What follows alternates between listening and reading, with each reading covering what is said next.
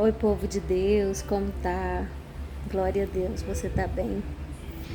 Eu tava aqui pensando sobre Jeremias, capítulo 1. Deus convoca Jeremias, Deus começa a mostrar as coisas para Jeremias.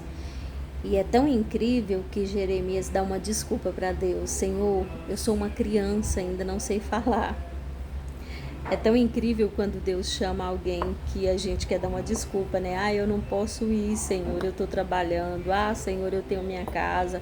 Senhor, eu tenho isso. Senhor, não posso. Eu não conheço a Bíblia direito. Senhor, não sei fazer, não sei, minha cabeça não dá conta.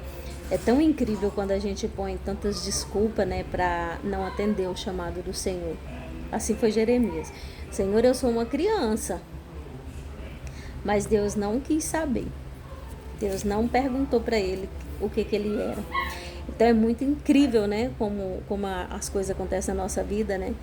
E quando Deus chama a gente é tão rejeitado, a gente é tão desprezado pelas pessoas. Quando você prega o evangelho de verdade, é tão incrível que aqueles que agem de má fé, aqueles que agem de engano, de falsidade, às vezes as pessoas assim acreditam tão facilmente, é tão incrível como as pessoas acreditam. E aqueles que às vezes Jeremias estava bem ali, ó, pregando o evangelho do arrependimento. Povo, vamos nos arrepender. Volte ao Senhor. A imaginar que dentro do povo mesmo de Deus, que poderia estar ali com ele, juntamente com ele, guerreando a guerra espiritual, fazendo a vontade do Senhor, em vez das pessoas, dos cristãos, dos sacerdotes daquela época, dos pastores daquela época, estar junto com ele. Gente, vamos nos arrepender.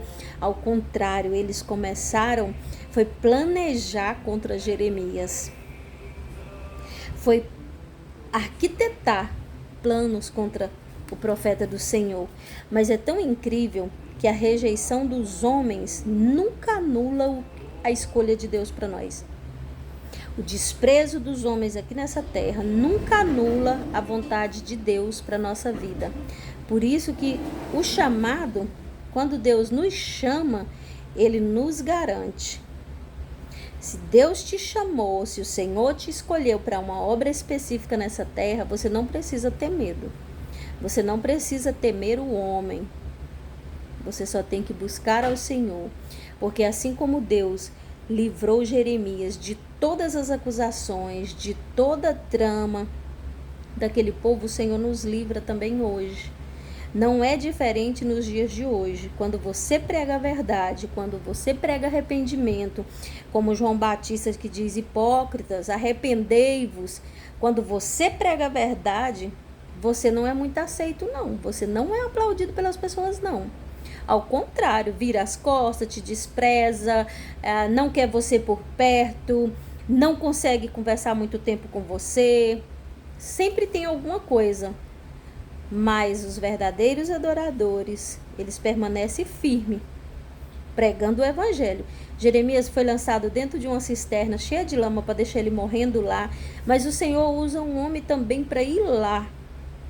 Um homem que não tinha nada a ver com ele, mas que vai lá e tira ele daquela cisterna. Muitas das vezes, as pessoas que a gente pensa que vai nos apoiar são as primeiras pessoas que vão nos apedrejar. Ou até mesmo denegrir, tocar na nossa pessoa, na nossa imagem. As pessoas que às vezes a gente pensa que vai estar do nosso lado são as primeiras que vai invejar algo que você esteja fazendo para o Senhor. O reino dos céus, gente, não precisa ter inveja, não precisa ninguém querer subir em cima das pessoas, humilhar, porque cada um tem sua chamada, cada um tem o seu ministério, porque Deus dá diferente, nós somos um corpo aqui nessa terra. Então Deus chama cada um de uma maneira. E aquilo que Deus tem para um fazer, Ele tem diferente para o outro. Nós não precisamos disso, nós precisamos estar unidos. Lá em Efésios, capítulo 6, 10, ele fala: nossa luta não é contra a carne nem o sangue, é contra os principados. Nós estamos pelejando uns contra os outros, estamos esquecendo que a nossa peleja é contra o diabo aqui nessa terra. A nossa peleja é contra as forças do mal na terra. Enquanto a igreja não entender e procurar buscar o Senhor em união, porque Deus ama a unidade da igreja.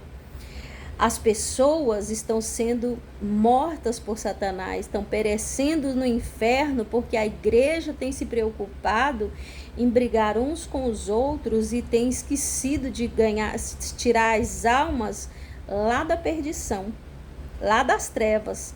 Porque a igreja que tem que ir lá e arrancar. Muitas das vezes é a igreja que entra e arranca, entendeu? Porque Deus deu o poder para a igreja para fazer isso. Mas se nós não tiver em espírito e em verdade, como vamos fazer? Vamos agir da boca para fora. E o Senhor não quer isso. O Senhor quer em espírito e em verdade. O Senhor busca os verdadeiros adoradores. E nós temos que viver o evangelho de verdade. Não o evangelho que daqui tantos anos o Senhor vai lá e tira aquela máscara, né? A gente quer aparentar que tá bem, vai seguindo e vai falando e Deus vai mostrando, não. Quando é fé, o Senhor vai lá e simplesmente tira a máscara e as pessoas veem quem verdadeiramente serve a Deus e quem não serve. Então não adianta nós vivermos uma vida assim.